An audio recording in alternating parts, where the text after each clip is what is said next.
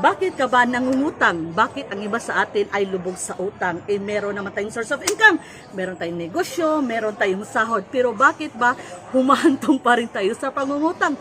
Ali kaibigan, pag-usapan natin ito. Hello mga kaibigan, magandang umaga sa ating lahat. Ito na naman ang yung life coach at ka-negosyo partner, Ate JB. Yan, so pag-usapan po natin yung nasabi ko sa ating intro tungkol sa utang. Kung bakit tayo ay nakapautang, tayo ay nangungutang, kung bakit ang iba sa atin ay nalulubog sa utang. So marami mga dahilan kaibigan, ang pagtalakay natin ngayon ay tatlo lang muna, no? Dahil alam ko busy kayo dyan. Ayan. So bakit ba humahantong sa'yo sa pangungutang? Bakit ba marami sa atin ang lubog sa utang? Ito kaibigan, no? Kasi alam na natin lahat ito. Kaunti lang siguro sa atin ang hindi ito alam. Unahin na natin. Yan. Yung we are living above our means. Ano bang ibig sabihin ni Ate JB? Yun bang kahit nahirapan ka, ginagawa mo pa rin. Ayan. So, ano ba na? Sige, ganito, no? Para maintindihan nyo po talaga ng mabuti. Ayan. So, katamtama lang yung ating sahod, pero marami tayong kaibigan na mas okay, mas malaki ang sahod nila. Ayan. So ngayon, nakikita natin yung isa nating kaibigan, wow, nakabili siya ng bagong phone. Eh ikaw, ayaw mong mahiwalay sa circle of friends. Ikaw, kahit may phone ka na, ayan, anong gagawin mo? Bibili ka ng exactly the same phone or mas maganda pa sa phone ng kaibigan mo. Bakit? Kasi nga, ayaw mong mahiwalay sa kanila. So, you are living above your means. Kahit alam mo na mahirapan ka siguro, pwede mong mabili kasi kakasahod mo lang or may kaunting ipon ka kaya bibilhin mo. Ayo, kung kulang ang pera mo ay mangungutang ka. O, di ba? Ngayon, kahit hindi man kulang yung pera mo, mabibili mo yung phone. Pero after that, yung mga expenses mo hindi mo na kayang bayaran. Ano yung mga expenses? Mga bayad sa ilaw, bayaran sa ilaw, pamasahe mo para hanggang sa susunod na sahuran, mga 15 days na pamasahe mo or 30 days na pamasahe mo, di ba? Maraming mga expenses kaibigan, pagkain. Ngayon, hindi mo na kayang mabayaran kasi yung sahod mo o yung ipon mo, nabili mo na sa phone. Ayaw mo kasing mahiwalay sa kanila kahit nahirapan ka. O ito pa ha, maging simple lang tayo. O, everyday kang nagkakapi sa mga mamahalin na coffee shop. Ayan, every lunchtime or every snack sa hapon, palagi kang nasa Starbucks. O, every tanghalian, kaibigan, sumasama ka sa iyong mga friends, kumakain sa restaurant. O, hindi ka nagbabaon, no? Nahihiya ka magbaon ng pagkain, no? Kaibigan, ito mga simpleng bagay na ito, akala mo lang maliliit na bagay, pero malaki ang impact. O, for example, iinom ka ng kape sa mamahalin ng coffee shop, 100 yun, or mahigit pa sa 100. O 20 days, umiinom ka ng kape, so magkano na yun? 2,000. Sa isang taon, magkano na yun? O di ba? So malaki, mga 36,000 at 24,000. No, malaki na yun, no? Yung expenses mo sa mga bagay na gano'n na hindi naman talaga importante, no? Pag yung pera mo doon na pupunta, ay talagang maubos ang pera mo. Ngayon, pag may importante mga bagay, katulad ng emergency, wala ka nang magagamit. Anong gagawin mo? Mangungutang. Ito ang kadalasang nangyayari, kaibigan. No? Pag tayo ay we are living above our means. Kaya naman natin, pero talagang hindi kayang-kaya, no? Hindi naman masama ang mga ganito mga bagay, no? We are rewarding ourselves, pero gagawin na lang natin ito pag sumusubra na yung pera natin. Yung pag extra money na talaga. Pero pag hindi extra money natin, ay wag na lang. Bahala na yung mga kaibigan natin na palagi naglalunch sa Jollibee, sa McDonald's, bahala na sila. Do not live above your means, kaibigan, no? No? Para hindi ka hantong sa utang. Ito talaga ang nakikita ko, no? Very rampant. Marami na ako nakikita, kaibigan. No, hindi na ako lalayo. Kaya dito sa place namin, magara yung pananamit, mga branded yung damit, branded yung shoes, pero maraming utang. No? Kasi yung pera nila napupunta rin doon, no, sa mga mamahaling mga gamit. Ay kaibigan, iwasan niyo po itong gawin para hindi kayo malubog sa utang. At ito, pangalawa kaibigan, na napaka-importante po nito kaibigan. We don't track our money. We never track our expenses. Marami kasi sa atin kaibigan, hindi nila alam yung mga expenses nila. Ayan. So, pagkatanggap ng pera, gastos ng gastos. Ikaw, kaibigan, kung talagang mahina ka dito, no? Hindi naman lahat tayo ay magaling talagang mag-track, no, ng mga abot sa pera natin. Yung perang pumapasok at perang lumalabas. Isulat mo sa notebook, sa papel, kaibigan, ano yung mga expenses mo. Ayan, o expenses bayaran sa ilaw, sa pagkain, kung nagre-rent ka ng bahay o pangrenta sa bahay. Ayan, so kung namamasahe ka, ayan, pamasahe para sa susunod na sahod, mga 15 days or 7 days, kung weekly yung sahod mo. Yan, kung yung mga anak mo, pangbaon nila sa school, mga expenses natin yung mga pagkain, kaibigan. Dapat nakatrack tayo sa mga expenses. Nakatrack natin, no? Isulat natin, kaibigan, kasi pag nakalimutan natin yung ating mga expenses or hindi natin alam or hindi natin sinusulat, ang tendency, kaibigan, pagkatanggap natin ng pera, gastos lang tayo ng gastos kasi hindi natin naiisip yung ating mga expenses. Ngayon, pagkatanggap mo ng pera, 20,000 yung sahod mo, siguro sa every 15 days nila, 15 days, akin si 20K. Ngayon, kasi hindi mo iniisip yung expenses mo, pagkatanggap mo ng pera, gastos ka lang ng gastos. Ayain ka na yung kaibigan, oy, sahod natin ngayon, Ate GB, manunood tayo ng sine, kakain tayo sa mamahalin na restaurant, sahod natin ngayon. Ikaw, hindi mo kasi iniisip or hindi mo alam yung mga expenses mo, gastos ka lang ng gastos. Iba talaga kasi, kaibigan, pag alam natin yung ating mga expenses. Kasi uunahin natin ito. O di ba? Mayroon tayong disiplina sa sarili, nakasulat na, oy, magtatabi muna ako for this, magtatabi ko for this, magtatabi ko ng pera para dito. Ayan. So kung yung natirang pera mo, yun na lang nagustusin mo.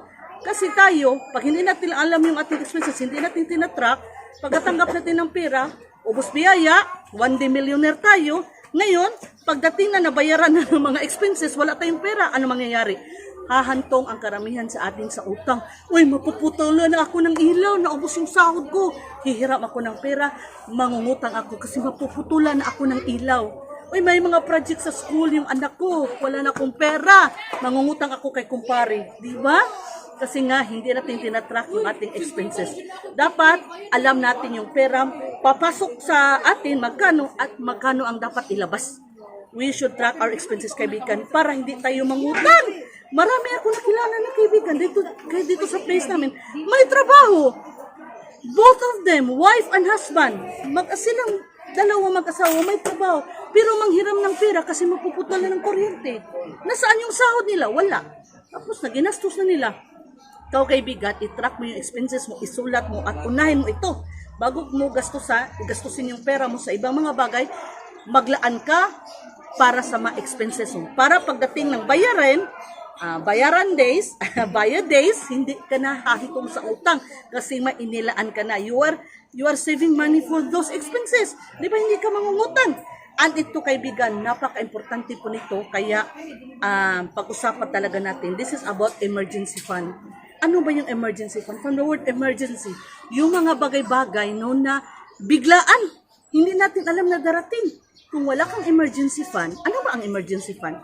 Yung bang, for example, dear friends, kukuha ka ng 10% or 20% lang no, sa sahod mo. Siguro sa isang buwan, ayan, kukuha ka ng yung sahod mo na 20%, meron ka mga expenses, yung expenses mo sa isang buwan, 5%, siguro, sige, 20% lang, para hindi kayo mahirapan.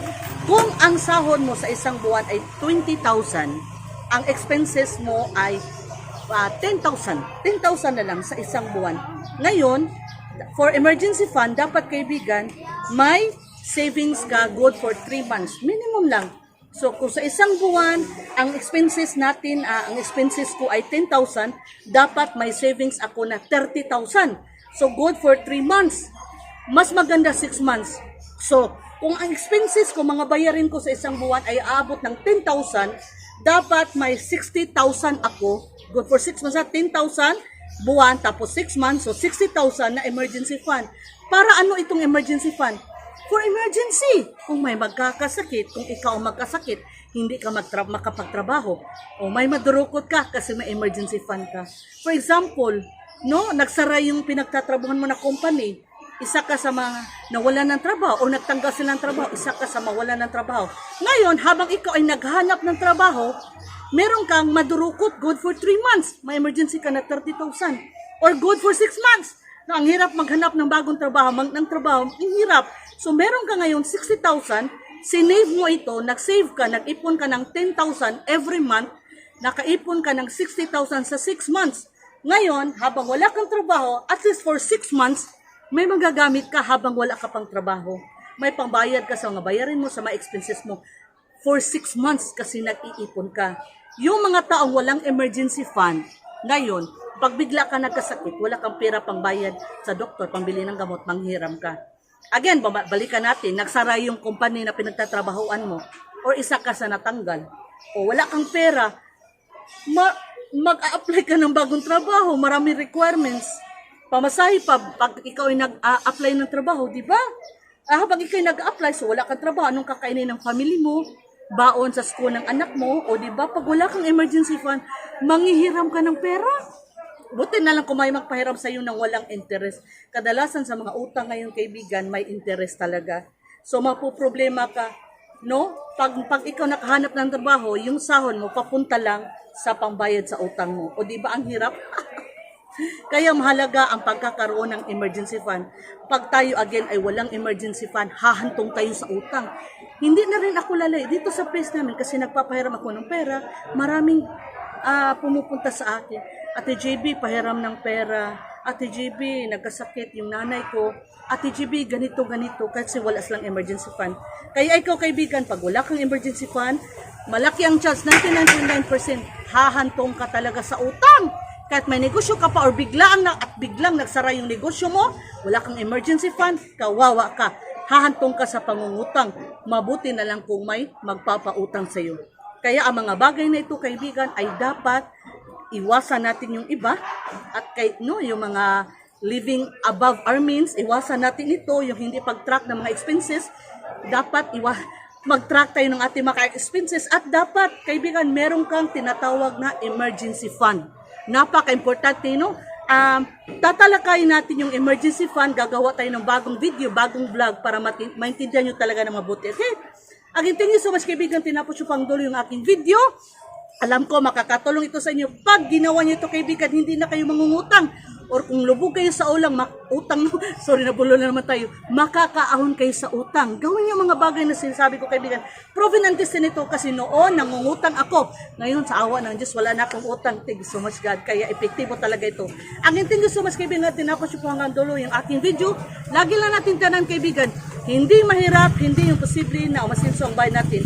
Basta ba masipag tayo, madiskarte tayo, may tamang disiplina sa sarili. And of course, we have God in our life. Kaya kasinsong buhay natin, kaibigan, tiwala lang.